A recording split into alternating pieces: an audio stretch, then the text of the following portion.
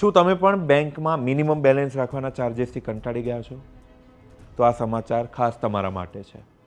આરબીઆઈએ banking સેક્ટરમાં બહુ મોટા ચેન્જીસ કર્યા છે અને આ ચેન્જીસ ખાસ કરીને બીએસબીડી એકાઉન્ટ્સ માટે છે. સૌથી પહેલાં આપણે એ સમજી લઈએ કે આ બીએસબીડી એકાઉન્ટ્સ એટલે શું.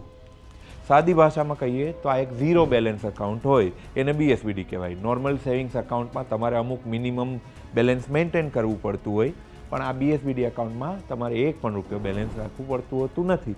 એટલે જેને આપણે સિમ્પલ ભાષામાં ઝીરો બેલેન્સ એકાઉન્ટ કહીએ એ. હવે આ જે એકાઉન્ટ છે એ શરૂ કરવાનો મેઇન પર્પઝ એ હતો કે ગરીબ હોય કે અમીર દરેક ભારતીય પાસે પોતાનું બેંક એકાઉન્ટ હોવું જોઈએ. આમાં તમને પૈસા જમા કરવા, ઉપાડવા, એટીએમ કાર્ડ અને પાસબુક જેવી બધી બેઝિક જે સુવિધાઓ છે એ એકદમ ફ્રી મળતી હોય છે. એટલે હવે આરબીઆઈએ જે નવા રૂલ્સ જાહેર કર્યા છે એના વિશે વાત કરીએ તો કોમન મેનને એનાથી બહુ મોટો ફાયદો થવાનો છે. અને મજાની વાત એ છે કે આ નવા રૂલ્સ હવે બધી commercial banks, small finance banks, payments banks અને ગામડાની ગ્રામીણ બેંક્સ હોય તો એ બધાને સરખી રીતે લાગુ કરવો પડશે. મતલબ કે હવે તમે સિટીમાં હો કે ગામડામાં, તમને બધી જ બેંક્સમાં સર્વિસના જે સ્ટાન્ડર્ડ્સ છે એ એક સરખા જોવા મળશે. જો તમારી પાસે અત્યારે કોઈ સાદું સેવિંગ્સ એકાઉન્ટ છે અને તમારે તેને આવા ઝીરો બેલેન્સ બીએસબીડી એકાઉન્ટમાં કન્વર્ટ કરાવવું છે તો એ પ્રોસેસ પણ બહુ જ ઇઝી થઈ ગઈ છે. તમારે બસ બેંકમાં એક રિક્વેસ્ટ આપવાની રહેશે અને તમે આ રિક્વેસ્ટ લખીને અથવા મોબાઈલ બેન્કિંગથી ઓનલાઈન પણ કરાવી શકો છો. બેંક્સ માટે એવો રૂલ છે કે તેમને આ રિક્વેસ્ટ મળે એના 7 જ દિવસની અંદર તમારું અકાઉન્ટ જે છે એને બીએસબીડીમાં કન્વર્ટ કરવું પડશે.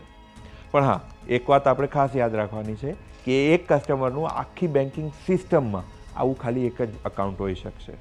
એટલે એનો અર્થ એ કે તમે અલગ અલગ 4 બેંકમાં આવા 4 ઝીરો બેલેન્સ અકાઉન્ટ ના રાખી શકો.